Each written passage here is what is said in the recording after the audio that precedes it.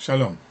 Nosotros continuamos con el proyecto de la Mishnah y estamos en el penúltimo tratado del primer orden, el orden de Ezraim, de los mandamientos de la agricultura. Y este es el tratado de la Orlá. Tiene tan solo 3 capítulos con un total de 35 alajás. La Torah dice en el capítulo 19 del libro de Vaikra que los primeros 3 años después de haber plantado un árbol está prohibido comer sus frutos. Así dice la Torah: cuando lleguéis al país plantaréis todo tipo de árboles frutales y circuncidaréis el prepucio de su fruto. 3 años os será incircunciso, su fruto no se comerá.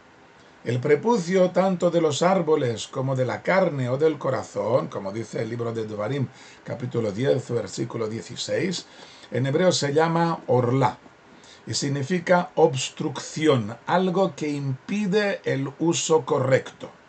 Aquí se usa para describir que mientras no hayan transcurrido los 3 años, hay un impedimento, una obstrucción que impide el uso de los frutos nuevos.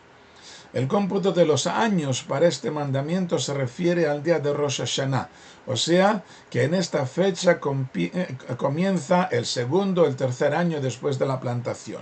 Por lo tanto, si alguien planta un árbol en verano, cuando llegue Rosh Hashanah en otoño, ya comienza el segundo año. Pero cuando acaba el año tercero, hay que esperar hasta el día 15 de Shvat, el llamado Tu B'Shvat, que es el año nuevo de los árboles. Y entonces se convierten en el Net Arvai, cuyas leyes hemos estudiado en el Tratado de Maaser Sheni. Es este un mandamiento que rige no solo en la tierra de Israel, sino también en la diáspora. Y no está claro si es por decreto bíblico o por Torah oral. En primer lugar, debemos tener en cuenta que se trata de árboles frutales, o sea, que han sido plantados para dar fruta. Y esto excluye a aquellos que han sido plantados con otras metas. Por ejemplo, para servir de valla entre 2 campos o para aprovechar su madera y no para el fruto. Tampoco están incluidos los árboles que ya estaban plantados en la tierra de Israel antes de llegar nuestros antepasados junto con Yoshua bin Nun, Josué. Algunas veces tenemos un árbol ya crecido, pero tal vez tengamos que considerarlo orlá. Por ejemplo, cuando se arranca un árbol arrastrado por una corriente de agua o de viento o por otra causa, podemos ver si ha quedado un conglomerado de tierra entre las raíces. Si el árbol puede seguir viviendo de este modo con la tierra que ya tiene entre las raíces, entonces cuando lo replanten no será considerado como si lo plantáramos de nuevo. Y por lo tanto no hay que contar 3 años de orlá. Pero si no tienes tierra suficiente para crecer de este modo y si con esta cantidad de tierra moriría, entonces al plantarlo de nuevo tendremos que volver a contar los 3 años de orlá.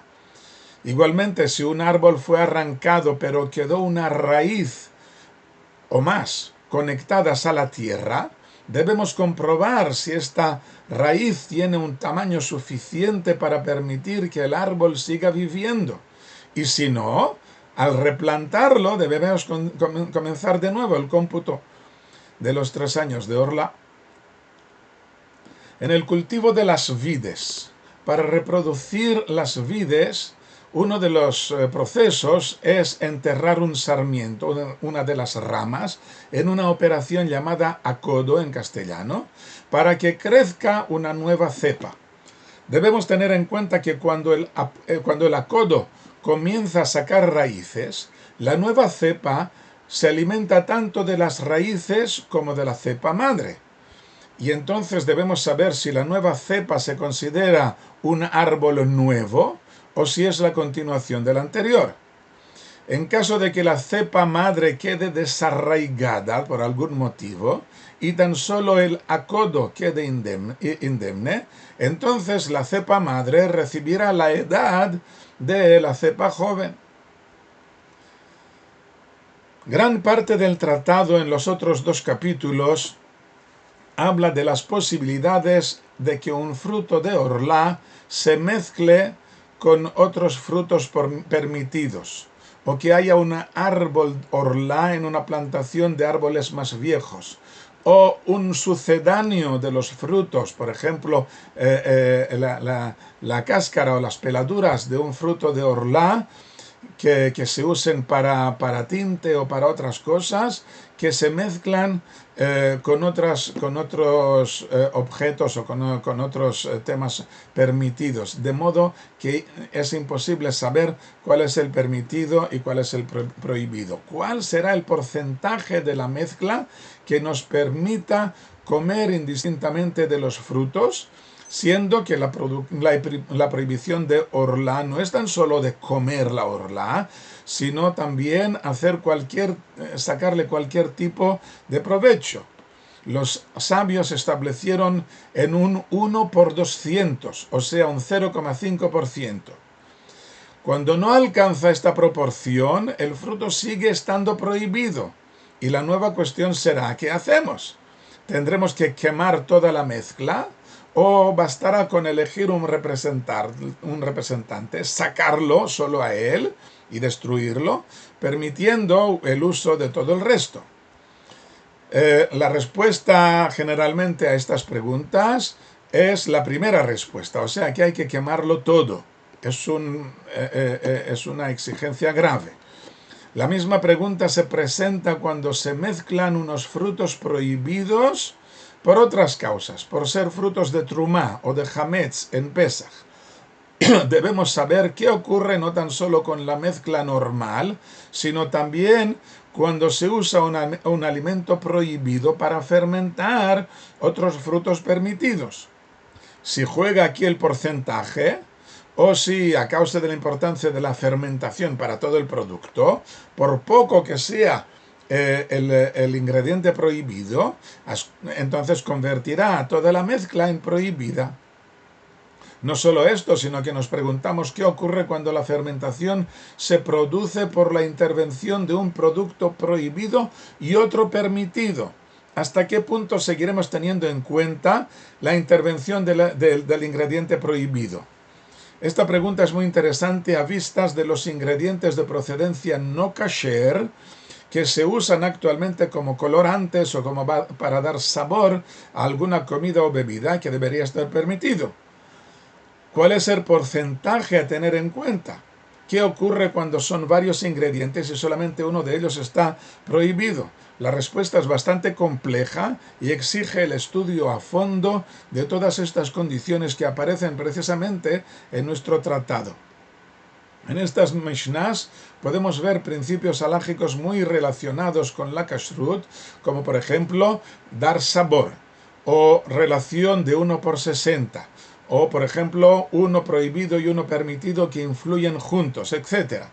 Todo aquel que quiera entender los principios por los que algunos productos que parecen inofensivos no pueden recibir el sello de kasher, o por qué algunos rabinos lo permiten y otros no, entonces tendrá que buscar la razón en este tratado. A pesar de lo que hemos dicho, que la orla está prohibida también fuera de la tierra de Israel, cuando hay dudas sobre la procedencia de un fruto, en Israel estará prohibido a causa de esta duda, pero no en la diáspora. Normalmente la mayoría de los campos, de los huertos que dan fruto en Israel y que están y que traen su producción a las grandes cooperativas que hay aquí en Israel, como Tnuva y otras, y Tara y otras, todas estas están sometidas, por supuesto, a una supervisión rabínica que tiene muy en cuenta estos mandamientos de la orla, y exige que todos los campos, todas las plantaciones nuevas estén bien señaladas y no se tome ningún fruto de allí, y hay una representación rabínica que llega a estos campos para presenciar la recogida y destrucción de estos frutos de Orlá, para impedir que llegue esta fruta prohibida al mercado. Durante los 3 primeros años, de todos modos, la fruta no es de buena calidad y tal vez sea uno de los motivos por la que este fruto en los primeros años esté prohibido. Este mandamiento de Orlá está relacionado, como dice el versículo con que hemos comenzado, con el mandamiento de plantar árboles frutales en la tierra de Israel. Cuando llegues al país, plantarás árboles frutales. Nuestros sabios dicen que la tierra de Israel es capaz de proporcionar unos frutos con unas cualidades espirituales especiales. Entre todos los productos de agricultura, precisamente los frutos de los árboles tienen importancia especial y por lo tanto también necesitan un cuidado espiritual especial para que los productos puedan llevar a cabo la función a que están destinados, no tan solo de alimentar el cuerpo, sino también el espíritu. En la tierra de Israel apareció hace unas décadas la definición política de la línea verde. El origen de esta expresión viene a que, visto el país desde el aire, podía verse claramente en qué lugares vivían judíos y en cuáles no, ya que todo el territorio que estaba bajo dominio judío aparecía completamente verde, mientras que sus vecinos seguían de color amarillo desértico, y por eso se llamó la línea verde. Los judíos se tomaron muy en serio la repoblación forestal en general y la de los árboles fructíferos en especial, y nuestros enemigos en muchas ocasiones han quemado bosques por considerarlos un signo judío. Nosotros seguimos sembrando y disfrutando de los frutos de esta tierra santa, esperando que hagan el efecto espiritual sobre nosotros. Shalom.